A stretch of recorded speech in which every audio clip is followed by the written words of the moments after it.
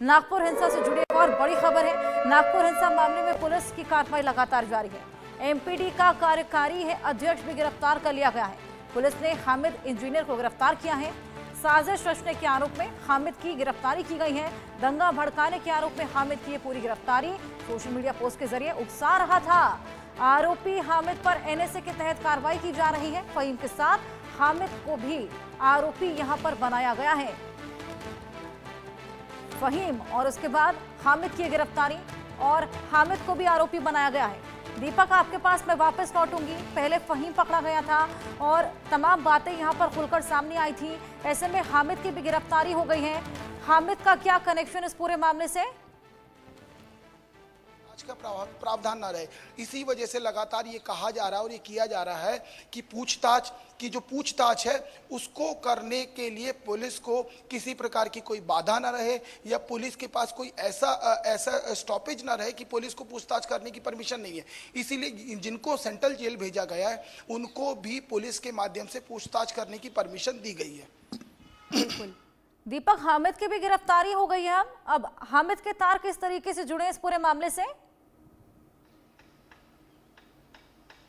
देखिए, हामिद जो है वो फहीम खान की जो पार्टी है उसका कार्यकारी अध्यक्ष था और लगातार वो बैकडोर से इस पूरे मामले को, जब फहीम खान की जैसी गिरफ्तारी हुई थी, लगातार बैकडोर से इस पूरे मामले में काम कर रहा था और जो बाकी दूसरे लोग हैं उनको कनेक्ट करने का प्रयास कर रहा था। हमने भी जब हमने बात करने की कोशिश की तो 3.5 घंटे उसने हमें छकाया। कभी इस मोड़ पे मिलूंगा, कभी उस मोड़ पे मिलूंगा, कभी दफ्तर में मिलूंगा, कभी घर पे मिलूंगा, कभी मोहल्ले में, कभी सड़क में। आखिरकार उसके घर में जाके 3.5 घंटे का सफर तय करने के बाद, इतना छकने के बाद उसने इंटरव्यू दिया और जब इंटरव्यू दिया तो पुलिस के ऊपर तमाम सवाल, मुख्यमंत्री के ऊपर तमाम सवाल और औरंगजेब का जैसे ही जिक्र किया तो उसमें तमाम तरह के कानून, तमाम तरह के बुद्धिजीवी वर्ग टाइप उसने अपनी जिस तरह की बातें रखी कि आपको यदि उसकी कब्र तोड़नी है तो आपको एएसआई के पास जाना पड़ेगा, आर्कियोलॉजिकल सर्वे ऑफ इंडिया के पास जाना पड़ेगा, वहां से परमिशन लेनी पड़ेगी, कानून बनाना पड़ेगा, विधान परिषद बुलानी पड़ेगी और अगर ऐसे तोड़ दें तो मुख्यमंत्री को जेल हो जाएगी, तमाम तरीके की बातें। लेकिन जब बार बार सवाल ये पूछा जा रहा था, आप उस इंटरव्यू को सुनिए, जब बार बार ये पूछा जा रहा था कि क्या माना जाए, देशद्रोह का मुकदमा है, तो एक लाइन में फंसाया जा रहा है। लेकिन जब उनसे ये पूछा गया कि उसी जेल के बाहर, उस जेल के बाहर हंगामा करवा रहा है फहीम खान, नारेबाजी करवा रहा है, तो उस बातों पर चुप्पी साध रहा था। लेकिन जब अपनी बात कर रहा था तो उसी माइक पे, इंडिया न्यूज के माइक पे चिल्ला चिल्ला के अपनी बातों के कसीदे गढ़ रहा था। लेकिन कल देर रात उसकी भी गिरफ्तारी हो गई है। उसके साथ एक यूट्यूबर है, उसकी भी गिरफ्तारी हो गई है, क्योंकि जानकारी ये निकल के आ रही है कि ये यूट्यूबर जो इस तरह के वीडियो थे, जो दंगाइयों के वीडियो थे और जो इस तरीके के जो कंटेंट थे जो सोशल मीडिया पर बैन रहते हैं, उसको सर्कुलेट करने का काम ये यूट्यूबर कर रहा था। बिल्कुल दीपक, लगातार यहाँ पर जांच पड़ताल जारी है। और औरंगजेब की कब्र का ही मामला था या फिर मंशा असल में क्या थी? औरंगजेब की कब्र क्या महज एक पर्दा था?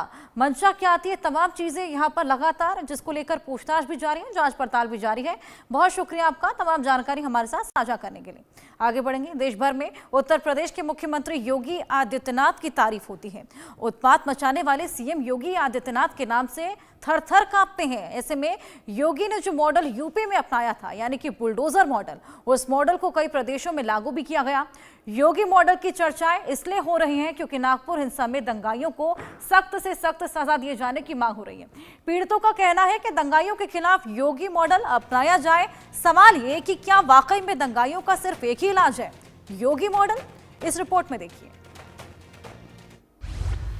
नागपुर के गुनहगारों का हिसाब, योगी मॉडल ही पक्का इलाज। नहीं बचेगा कोई दंगाई, वसूल होगी पाई पाई। जब चलेगा बुलडोजर तब दंगाई कांपेंगे थर थर। नागपुर के दंगाइयों का योगी वाला इलाज। महाराष्ट्र में औरंगजेब फैन क्लब के लोगों ने औरंगजेब के नाम पर 17 मार्च की रात को जमकर तांडव मचाया।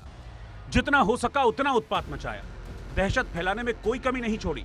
मुख्यमंत्री देवेंद्र फडणवीस के गढ़ में कोहराम मचाया गया। हर एक एंगल से जांच हो रही है। एक एक गुनहगार पर शिकंजा कसता जा रहा है। लगभग 100 आरोपी गिरफ्तार हो चुके हैं। जो बचे हैं वो जान बचाकर इधर उधर भाग रहे हैं, लेकिन उनकी भी सरगर्मी से तलाश हो रही है। देखिए, हम क्योंकि काफ़ी सारी इन्फॉर्मेशन इसमें निकालनी है अभी, और केस चल रहा है, अरेस्ट कर रहे हैं और पूरी ताकत के साथ हम लोग कर रहे हैं। और इसमें जहाँ जहाँ हमें ज़रूरत पड़ेगी एक्सटेंडेड पीसीआर की, या फिर दोबारा से अगर कोई एमसीआर में जाता है तो वो हम ज़रूर करेंगे। नागपुर हिंसा की उस खौफनाक रात को जिसने अपनी आंखों से देखा वो अब तक सदमे में है। दंगाइयों ने तलवार, कुल्हाड़ी, पत्थर, हर जानलेवा हथियार का इस्तेमाल किया। उन्हें जो करना था वो कर गए और अब मांग हो रही है कि दंगाइयों का ऐसा इलाज हो जिसके बाद कोई और औरंगजेब गैंग का मेंबर बनने की सोचे तक नहीं। दंगाइयों ने 62 गाड़ियों में तोड़फोड़ की, कई गाड़ियां फूंक दी, कई घरों को नुकसान पहुंचाया। दहशत का मंजर ऐसा था कि अगर कोई दंगाइयों के हाथ लगता तो उसका जिंदा बच पाना मुश्किल था।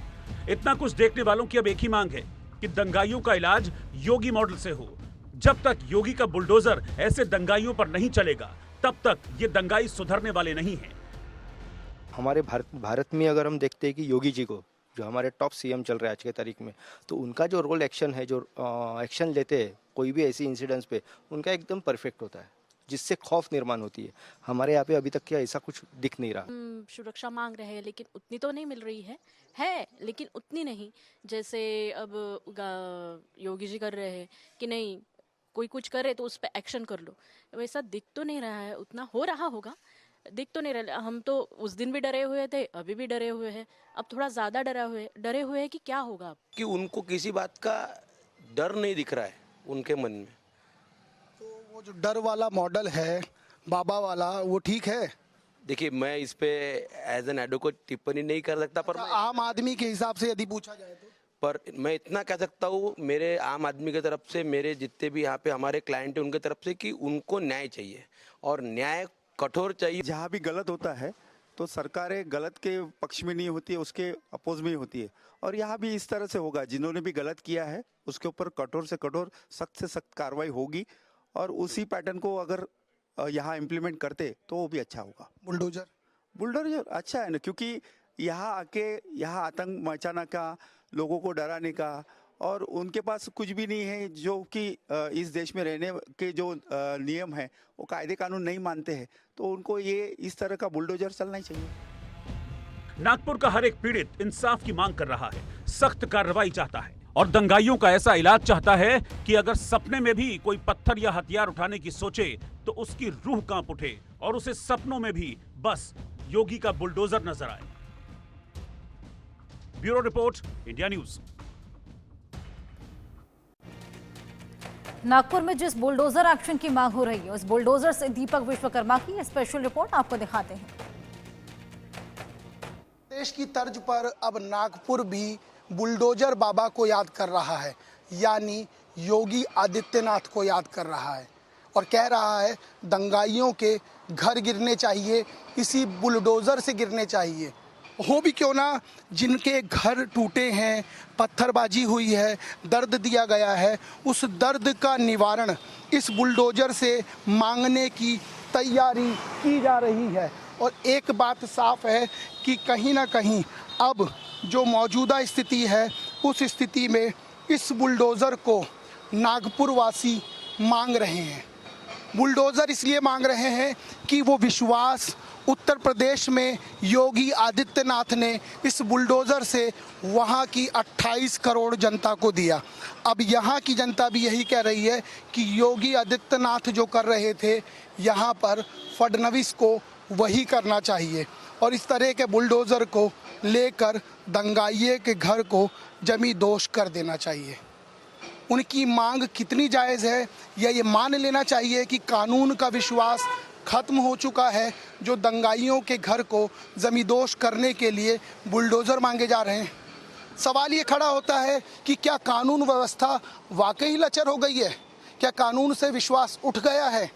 और यदि ऐसा है तो कानून के जानकारों को सोचना पड़ेगा, समझना पड़ेगा और एक बार पुनः निर्णय करना पड़ेगा कि हमारे ऊपर का विश्वास पूरी 150 करोड़ की जो जनता है उसका है और उस विश्वास को कायम रखना पड़ेगा।